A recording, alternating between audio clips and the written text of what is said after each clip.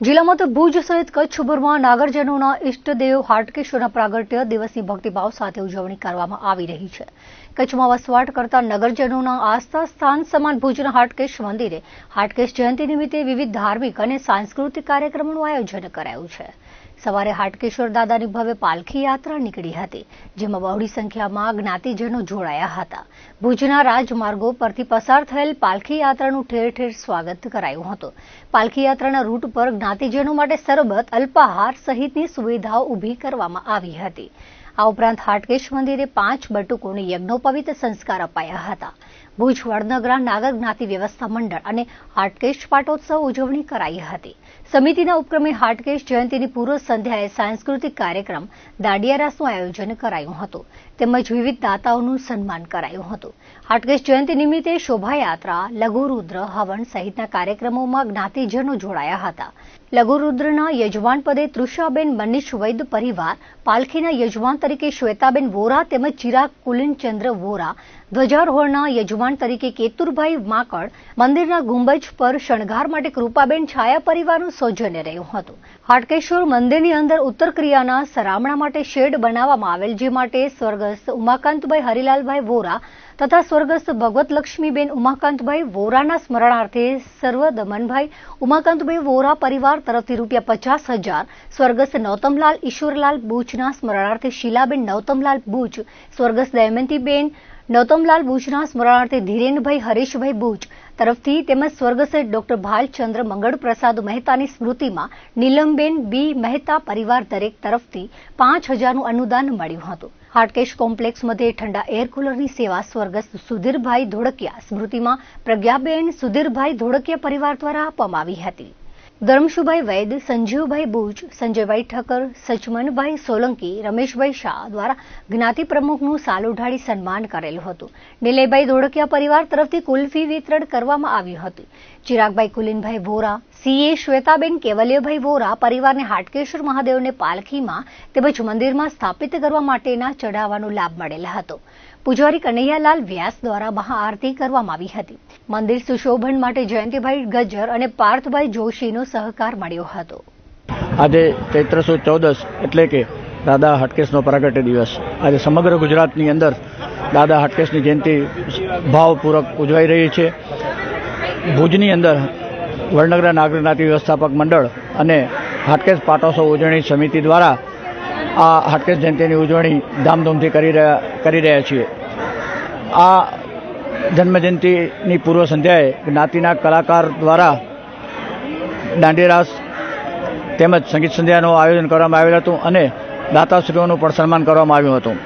આજે સવારથી હાટકેશ્વરના મંદિરની અંદર 5 બટુકોને યજ્ઞોપવિત આપવામાં આવેલ છે, જ્યારે 12:30 વાગે લઘુરુદ્રના યજમાન પદે શ્રીમતી તૃષાબેન મનીષભાઈ વૈદ પરિવાર ભાગ લીધેલો છે, જ્યારે આજે દાદા હાટકેશની પાલખી ભુજના હાટકેશ્વર મંદિરેથી નીકળી ભુજના રાજમાર્ગો ઉપર ફરી હાટકેશ્વર મંદિરે આવેલ છે અને આ પાલખીમાં જે યજમાન દંપતી છે એની અંદર શ્વેતાબેન કેવલ્યભાઈ વોરા તેમજ ચિરાગભાઈ કુલિનચંદ્ર વોરા પરિવારે આ પાલખીનો લાભ લીધેલો હતો। આજે સાંજે હાટકેશ કોમ્પ્લેક્સની અંદર જ્ઞાતિજનો તેમજ આમંત્રિતો માટે મહાપ્રસાદનું પણ આયોજન કરવામાં આવેલ છે। હાટકેશ મંદિરની અંદર જે ઘુમટ છે એના ઉપર ઓમ તેમજ મા અંબાના ઘુમટ ઉપર મા એ પ્રતિકૃતિ લાઇટવાળી શ્રી કૃપાબેન કિંતુરભાઈ છાયા તરફથી આપવામાં આવેલ છે, જ્યારે ધ્વજારોહણ કેતુભાઈ દીપકભાઈ માકડ દ્વારા અર્પણ કરેલ છે। આમ આજે ચૈત્ર સુદ 14ના હાટકેશ જયંતિની ઉજવણી જ્ઞાતિજનો દ્વારા ભાવ વિભોરથી કરવામાં આવેલ છે। હાટકેશ જયંતિની ઉજવણી ભુજ નગર મધ્ય થઈ રહી છે અને એમાં આજે જે શોભાયાત્રા હતી એ શોભાયાત્રામાં ઘણા બધા લોકોએ ભાગ લીધો હતો અને વિવિધ જગ્યાએથી લોકોએ અમારું સારું એવું સન્માન કર્યું હતું। દૂધ, કોલ્ડ ડ્રિંક અને દાબેલી આપીને અમને લોકોને સન્માન્યા હતા અને આજે આ જે હાટકેશ જયંતિની ઉજવણી થઈ રહી છે એમાં બહોળી સંખ્યામાં બધા લોકોએ ભાગ લીધો હતો। એમાં આજે સાડી સ્પર્ધા હતી અને એમાં 6 સ્પર્ધકોને પસંદ કરવામાં આવ્યા હતા। ભારતીય જનતા પાર્ટી દ્વારા પક્ષના સ્થાપના દિવસ અંતર્ગત કચ્છ કમલમ ખાતે પ્રદર્શન ખુલ્લું મૂકવામાં આવ્યું હતું। જેમાં પાર્ટી દ્વારા અને ભાજપ સરકાર દ્વારા કરવામાં આવેલ સેવાકીય અને પ્રજાલક્ષી કાર્યોના ફોટાની પ્રદર્શનીને સાંસદ વિનોદભાઈ ચાવડા અને જિલ્લા ભાજપ અધ્યક્ષ દેવજીભાઈ વરજત દ્વારા ખુલ્લું મૂકવામાં આવ્યું હતું.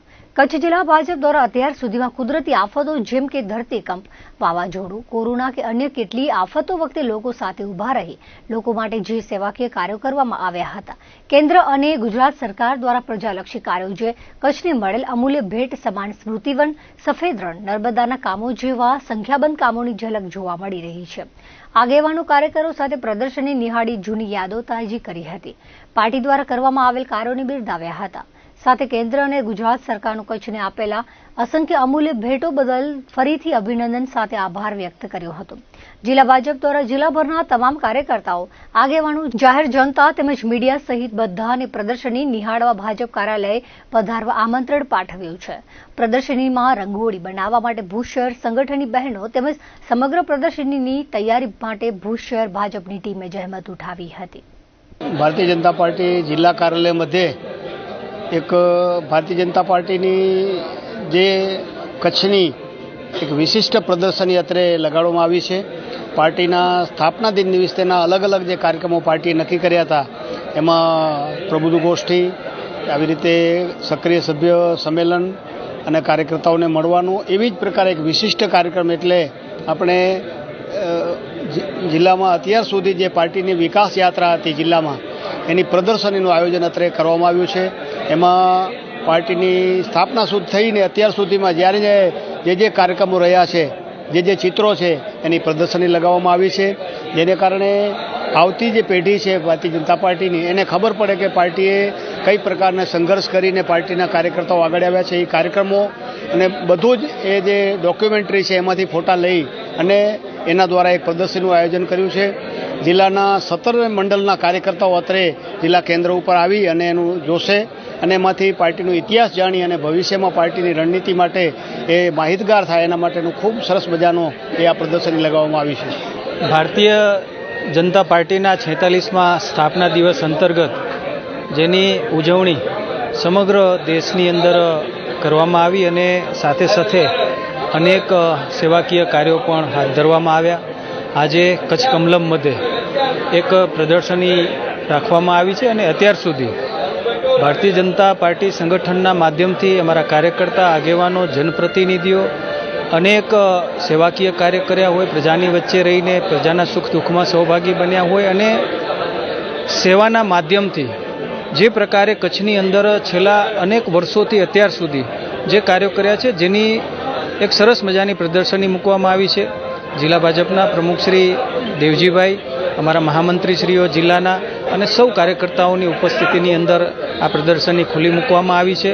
અને જે પ્રકારે હમણાં પ્રમુખ સાહેબે વાત કરી કે આવનારી જે અમારી પેઢી છે, અમારા ભારતીય જનતા પાર્ટીના જે કાર્યકર્તાઓ છે એમને પણ એક પ્રેરણા મળે અને જે પાર્ટીના વડીલો, પાર્ટીના જે સિનિયર આગેવાનો જેમણે પાર્ટીની અંદર કાર્ય કર્યું છે, યોગદાન આપ્યું છે, એમના કાર્યોની સુવાસ અને સંગઠનને મજબૂત બનાવવા માટે જે પ્રકારે એમણે મહેનત કરી છે, આજે એ પ્રદર્શનીની અંદર હું અનેક અમારા સિનિયર આગેવાનો અને આપણી વચ્ચે નથી રહ્યા એવા આગેવાનોને અમે જોઈ રહ્યા છીએ. આ નવી પેઢીને એક પ્રેરણા મળશે અને સંગઠન અને કાર્ય કરવા માટે એક પ્રેરણા અને મજબૂતાઈ મળશે.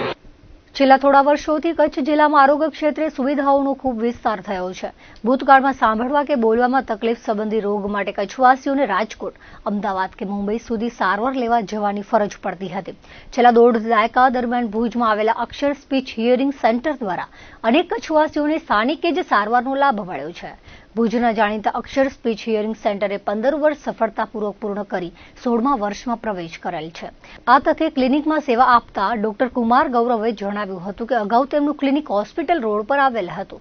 હવે ભુજની જીકે જનરલ હોસ્પિટલના પ્રથમ ગેટ સામે આવેલ પ્રેસ્ટીજ બિલ્ડિંગના પ્રથમ માળે કાર્યરત થયું છે. આ ક્લિનિકમાં સ્પીચ એન્ડ હિયરિંગની આધુનિક સારવાર માટે અદ્યતન સાધનો ઉપલબ્ધ છે. દર્દીઓની વર્લ્ડ ક્લાસ ટેકનોલોજીથી સજ્જ સાધનોથી તપાસ કરી નિદાન કરવામાં આવે છે. તેમને સારવાર પૂરી પાડવામાં આવે છે. ક્લિનિકમાં હિયરિંગ માટે આધુનિક સાધનો ઉપલબ્ધ છે, જે પણ લોકોને બોલવા કે સાંભળવામાં તકલીફ હોય તેમના તમામ પ્રકારના ટેસ્ટ અને સારવાર માટે સુવિધા ઉપલબ્ધ છે, જેથી કચ્છના દર્દીઓને હવે સારવાર માટે મહાનગરો તરફ જવાની જરૂર રહેતી નથી. વિતેલા 15 વર્ષમાં હજારો દર્દીઓને રોગથી મુક્તિ અપાવ્યાનો સંતોષ તેમણે વ્યક્ત કર્યો હતો. સાથે જ કચ્છવાસીઓ તરફથી મળેલા સ્નેહને અને સહકાર બદલ આભારની લાગણી વ્યક્ત કરી હતી.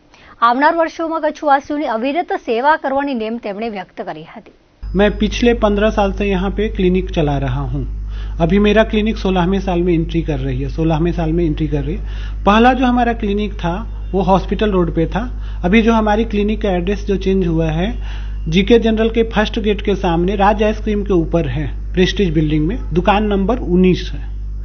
हमारा जो मेन काम है, कान से में जो सुनने का प्रॉब्लम होता है उसका मैं समाधान करता हूँ.